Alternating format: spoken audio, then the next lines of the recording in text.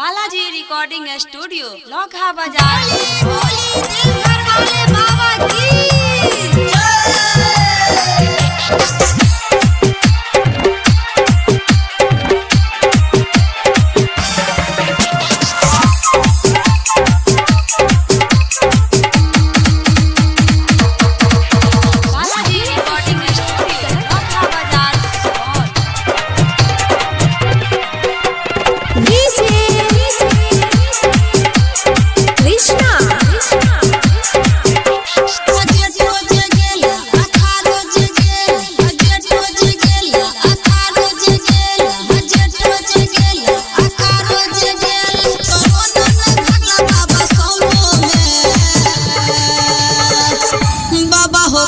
जहिबा कमर लगा लॉकडाउन में बाबा हो बना जहिबा कमर लगा लॉकडाउन में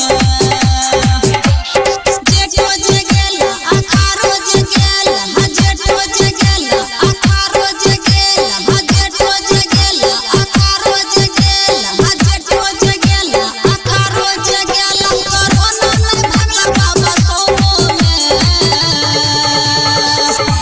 बाबा हो कोना जहिबा कमर लगा लॉकडाउन में बाबा हो कोना जहिबा कमर लगा लॉकडाउन में। बोली देवघर वाले बाबा की बालाजी रिकॉर्डिंग स्टूडियो लोखा बाजार। सरवन मोबाइल शॉप घुर्मी बाजार नेपाल।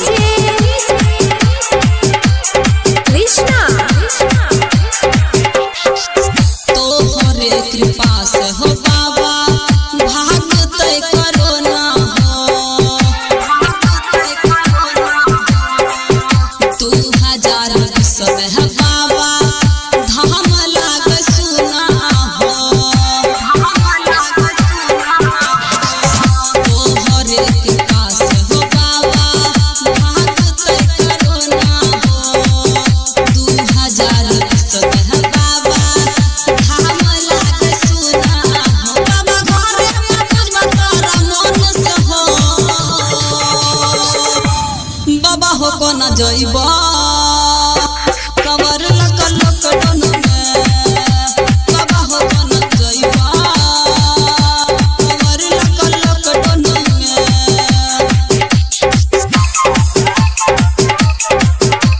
बोली देवघर वाले बाबा की बालाजी रिकॉर्डिंग स्टूडियो लोखा बाजार सुपौल।